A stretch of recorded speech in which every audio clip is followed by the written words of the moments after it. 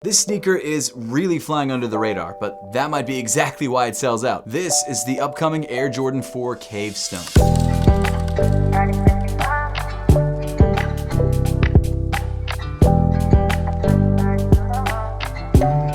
2025 has been one of the most insane years for sneaker releases ever, and I know I've started off a lot of videos by saying that, but it cannot be overstated. We've had the returns of some of the most limited and exclusive grails of all time that we never thought were going to return. For example, the undefeated Air Jordan 4s. And it's nuts because even though, yes, we are halfway through the year, 8 months in, there are still some crazy grails that have yet to drop. The off-white Air Jordan 1 Alaskas, for example, or even the new Fragment Travis Scott Air Jordan 1 Lows. Shoes that we usually get once every like 2 or 3 months are now dropping like every other month. And as a sneakerhead and a collector and someone who's been in this game for decades, it's really great to be able to buy a bunch of these crazy shoes for way less than we would have a couple years ago. I mean, obviously the original version of this shoe that released back in 2005 actually sold for $44,000 at Sotheby's a couple years ago, which is crazy, but I'm not just talking about the insane resale prices of pairs that were limited to like just 72. I'm talking about pairs that usually would sell for thousands of dollars, but now are selling for just above retail. For example, the Union LA Air Jordan 1s or the Nike SB Air Jordan 4s. Sneakers that are incredible and that are fire. Another one that comes to mind immediately is the Galaxy Foamposites, one of my personal grails, and now is selling for like $300, even though when it first released back in 2012, people were trading cars for it. It's wild to have all these sneakers back, but it does kind of present a problem. And that problem is that all of the non-high heat sneakers aren't really moving. Shoes like the rare Air 4s that people thought would sell like crazy are currently sitting on shelves. And there's actually nothing wrong with that. Again, as a sneakerhead and a collector, I'm excited about that because I can grab shoes that I'd usually spend resale on for retail or hopefully below. The problem is a lot of these non-OG or non-high heat releases aren't really hot at all. In fact, some of them are kind of whack. An example of that, in my opinion, is the rare Air 1s. Nothing wrong with that shoe, but it was kind of So because the Jordan sneaker market specifically is oversaturated with high heat, and it's not impossible to get high heat sneakers anymore for right above retail price, most of the GR stuff falls by the wayside, and a lot of it is not the best. But that's where the Air Jordan 4 Cave Stone comes in. This shoe should be a GR release, but what's special about this shoe is that it's actually fire. It's not a collaboration, it's not a crazy exclusive pair, it is just a gray suede Air Jordan 4, and it's very clean. Now with that being said, there are some interesting details on this sneaker which don't make a huge amount of sense that we will talk about later on in the video, but it doesn't take away from the fact that this shoe is actually fire, and hopefully it's attainable, not even just for retail. Hopefully it goes on sale for under retail. We'll have to wait and see though, because that's a big if. Speaking of the release, if you do want to grab a pair of the Cave Stone Air Jordan 4s, they drop on September 6th for a retail price of $215. Not cheap, but also not super expensive. They're priced up there with like the standard GR Air Jordan 4s. And as of right now, while yes, they are selling for above retail because we're like a month out, and again, it's a pretty fire pair of sneakers, I wouldn't be surprised if this shoe sits right around retail or possibly below once it actually releases. But if you want to check the resale price of this sneaker when you're watching this video, make sure to check them out through the YouTube shopping tab on your screen. Also, if you want to grab a pair early, check it out through there as well. But hey, before we get into the shoe itself, let's first take a look at the box. Surprisingly, for a GR release, Jordan Brand decided to give the box a special treatment. In this case, you've got a box which looks similar to the Wet Cement Air Jordan 4s from last year, and it comes in this really nice textured gray box, which features this sort of cardboard or I guess stone print on it. Of course, like every other pair of Air Jordan 4s, you've got the Jumpman in the center, this time around in black, and it's glossy black too, so it creates a nice contrast between the rest of the matte box. And interestingly enough, the rest of the box is just that same print, which I'm actually fine with. It's a nice print, it's simple, but it does differentiate it from standard Air Jordan 4 boxes. I know a lot of people don't care about the box. I've even talked to a lot of people who throw out their boxes, which is crazy to me. To each their own though. I do really like when Jordan Brand changes up the box. It just makes the experience feel more unique and more special. And in this case, yeah, it's nice. It's solid. I like it a lot. On the front of the box, you've got the size tag. In this case, I went with the size 9.5 because that's all that was available on GOAT Instant Ship at the time. I have 9.5s in my undefeated 4s and they fit me fine. I'm personally a 9, but 9.5s work. And the official colorway of this shoe is Cave Stone Black Phantom. Inside the box, the printing continues all the way through the box, and the paper is the same standard Air Jordan 4 paper that you get with every other Air Jordan 4, which is white with grayish, tannish splatter print. Now, unfortunately, you do not get an extra set of laces inside the box, which I was really surprised by. I thought that maybe they'd throw in a different color, maybe a bright color, or even just like a different shade of gray. I actually would like having white laces. Personally, I think that would really make this shoe pop, but they gave you this one set of laces and that's all you get. But now let's talk about the color on the shoe, because that is the most interesting part about the entire sneaker. In this studio lighting right now, it kind of looks like a very, very dark grayish tan or a very light brown color, but when you take it outside, it looks more like stone gray. It looks more like the box. It's interesting because when you see it against the box, the shoe is definitely a warmer gray and there's definitely some brown in there, but the box itself is just like a solid, cool gray. So I don't know what to think. It's one of the most unique Air Jordan 4 colors that we've we've seen. I mean, it's pretty similar to the Undefeated Forest in the way that it's not exactly like a green. Like this shoe is almost a forest green, almost sort of like a army green, but it's not exactly those things. Now with this shoe, it's kind of the same when it comes to gray, and I think what they're going for is creating a shoe that looks similar to those Travis Scott Friends and Family 4s that never released that everyone wants. We'll talk about that in a second, but I really feel like Jordan Brand is definitely doing what they did with the Mocha ones with this shoe. When the Travis Scott Air Jordan 1 highs came out with that Mocha Brown, like 2 months later they released the Mocha ones, which was a very similar color block, but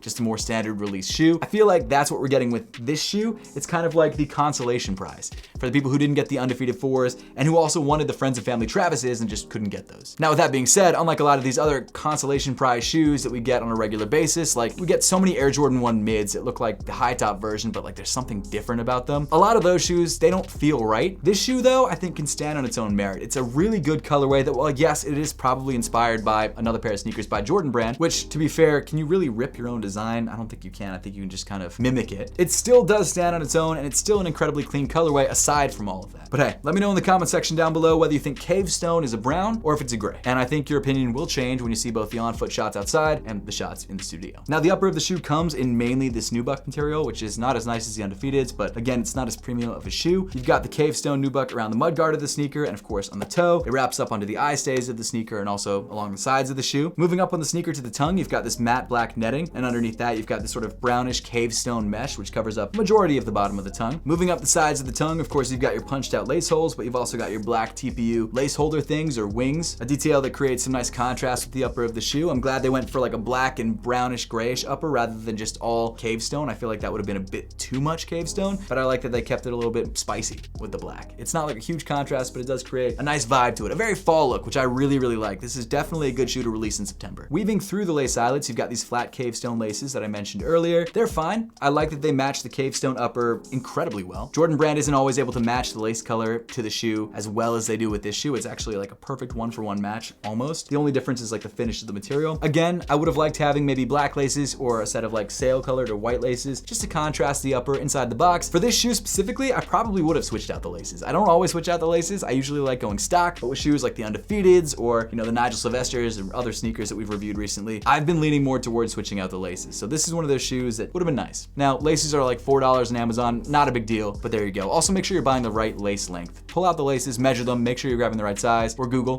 before you buy laces, because there's been many times where I bought a lace that I thought was long enough for my shoe, and then I put it in, and then it only makes it up to like the 5th lace hole, and I'm like, what was I thinking? That's crazy. Now at the top of the tongue, you've got more of this Cave Stone nubuck material, and in the center, you've got this matching Cave Stone patch with the Jumpman in the center embroidered in black and the flight text underneath in white. Moving inside the shoe, you've got this black fabric sock liner on both the back of the tongue and around the ankle area. You've also got your upside down Jordan patch, which comes in Cave Stone. Rounding off the inside of the shoe, you've got this brown, or I guess grayish brown. It's the same as the shoe.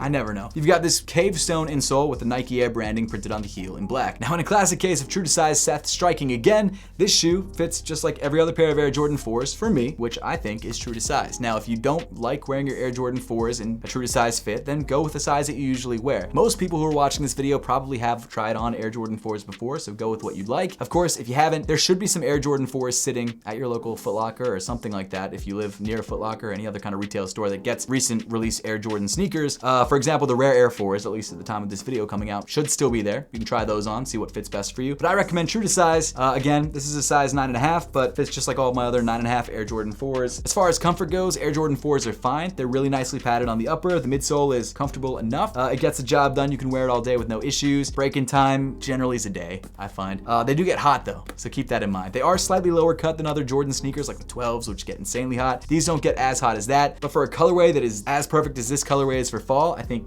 you probably won't have any heat issues. You might have noticed though, in the on-foot portions of this video, the fire Apothecary socks that I'm rocking on foot. These socks are from our upcoming Fighter Plane collection dropping this Friday on apothecary.com at 11 a.m. Eastern time. You've got 4 colorways. You've got the green shark teeth, you've got the black shark teeth, which I'm wearing in the on-foot sections, the super clean blue and gold pilot wings, and of course this steel panel inspired sock. Apothecary socks, if you have not tried them, are the most comfortable socks out there. They're incredibly breathable, they fit great, and they look great with all of these sneakers in your collection, as you saw with these guys, which I'm holding the wrong way around. There you go. And if you've never grabbed a pair of Apothecary socks before, make sure to use my code Seth at checkout to get $10 off of your purchase. But yeah, definitely check out this upcoming drop if you haven't yet. Again, Friday, 11 a.m. Eastern time on apothecary.com. Now, continuing back in the shoe, you've got another netting detail on the midfoot, which comes in black, of course. You've also got the wing, or the bottom half of the TPU wing, which comes in a matching stone gray cave stone gray. I guess it is kind of a stone. I mean, is cave stone any different than regular stone? I guess it depends on the cave. It could be a limestone cave. These names seem arbitrary. Moving around to the back of the shoe, you've got this cave stone TPU heel counter with the Nike Air branding in black. Now that's interesting because Nike Air branding generally is reserved for OG colorways. This is not an OG colorway. This is a brand new GR colorway of the Air Jordan 4. Now it's interesting because I think this Nike Air branding was found on the Friends and Family Travis Scott's. Obviously there was the Cactus Jack branding on one side, but I think the other side did have the Nike Air branding. Am I right in thinking that? Let me know in the comment section down below. So maybe that's the reason for doing this. Jordan Brand has also been adding the Nike Air branding on non-OG colorways recently, like for example on the undefeated Air Jordan 4. So it's not completely out of character. It seems like they're adding this more on sneakers. And as much as I'm kind of like an OG snob in some ways, and I really like when they only put it on OG sneakers, in my opinion, visually, I like the way that it fills out the heel counter better than the Jumpman, so I'm okay with it. I get that it's kind of a weird shift in what Jordan Brand is doing, but it doesn't really bother me. I think it looks better, and people love that Nike Air branding, myself included, so not mad at it. Moving down on the sneaker to the midsole, you get to this split black and white midsole, at least split towards the back of the shoe. You've got this sort of semi-gloss black on the top, and then this white, or I guess, is that white or is that sail? It's kind of like a almost sail. It's got a bit of cream in there. And then towards the front of the shoe, you've got another black hit, and then this semi-translucent cave stone rubber. Then getting to the outsole of the sneaker, you get more of that semi-translucent cave stone. You've got white in the midfoot with the Nike branding in the center in black, and then of course black hits on the heel and on the toe. Now first things first, I think Jordan Brand did a great job with this shoe. Is it anything crazy or anything unbelievably exciting? No, it's not, and it's not supposed to be. It's a solid, everyday, fall color sneaker that I think is gonna be incredibly easy to rock and looks good. The materials feel decent, the colorway is fire. I don't know if it's gray or if it's brown, but it doesn't matter because I just think it's clean. Will it sell out? Honestly, I wouldn't be surprised. It's one of the cleaner GR colorways to drop this year. I think if it does sell out anywhere, it's gonna be the sneakers app first and then maybe in local sneaker stores. But I do think there's enough hype behind this shoe to where, yes, it is flying under the radar a bit, especially when compared to some of the other huge releases happening around the same time frame, but there's enough hype to where people know about this release and I think are excited for it. Now with that being said, I don't think the resale price of this shoe is gonna be crazy. Could be completely wrong about that, but my guess is it's gonna be retail or slightly below, maybe slightly above, not totally sure, but I don't think it's gonna be a $500 shoe. That being said, if you can grab it for retail, I think it's a win. I think this is a fire sneaker that's super easy to rock and you're not gonna be mad that you spent the 215 bucks on it. Now, is it weird that Jordan Brand is bringing back the Nike Air branding on a non-OG colorway? Kind of. It's not the first time we've seen it, but it is kind of weird. Is it also weird that this shoe, in a lot of ways, is a consolation prize for other sneakers that have released that have sold out immediately? I mean, I guess. But at the same time, it's clean. It stands on its own merit, which not a lot of these consolation prize sneakers have, or